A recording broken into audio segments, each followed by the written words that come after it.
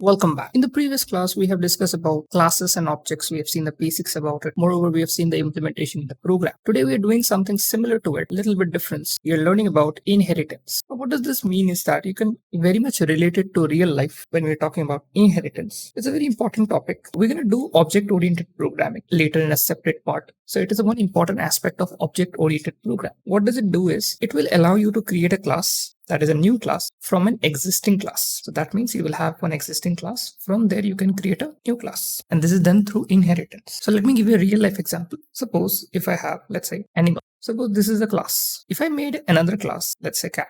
Now we know that cat is an animal. So animal, some quality will come in the cat. Am I right? Because animal has so many animals are there in the world. We have cat, elephants, dog, then tiger, lion, everything are there. So some qualities will be similar with the cat. Like if you take in animals only, if you take a lion, tiger, cat, these three have some qualities similar to it, because we say lion and tiger as big cats because they are also cat. Their sizes are big. So some qualities or mostly every quality is same only between them. So from this particular class, which is the existing class, we have created a derived class. How? I have taken some qualities from this class and put it on this class so that I don't have to make it on the new class. That is the concept of inheritance. You will understand inheritance better with a program. So let me show you one program. So over here, I have a very simple program on inheritance. This inheritance, which we are doing right now, it is called as a simple inheritance. There are other types of inheritance also, which we will do in the next session. But right now, we are understanding simple inheritance. What is this? As you can see, I have made a class called as animal. Here, I have made public, fine, and two functions are there. I'm just simply printing. One function is eat, one function is sleep. I'm just printing. I can eat, I can sleep. Fine. Now see the important thing. This is important. Here, I have made a class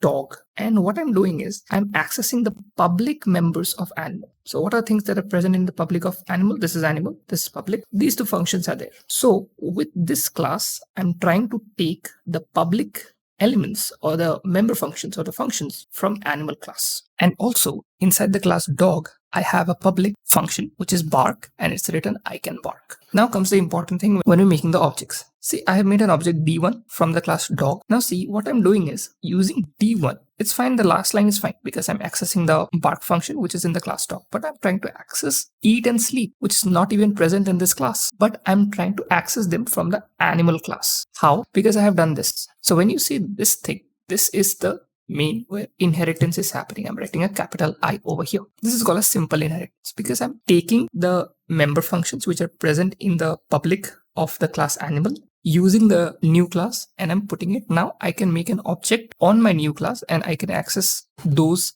functions using that object. So if I run this code, I should get all the three statements as printing out. So let's run the code. Let's see what it gets printed or not. So as you can see, I have access the first two lines as well. So it's very simple to understand inheritance that I have a base class, which is in this case animal. From there, I'm creating a new class and I can access elements, whichever I need from the base class. So this is what we call as a simple inheritance. Types of inheritance I will discuss in the next session. If you have any doubts regarding inheritance, you can put them in the comment section.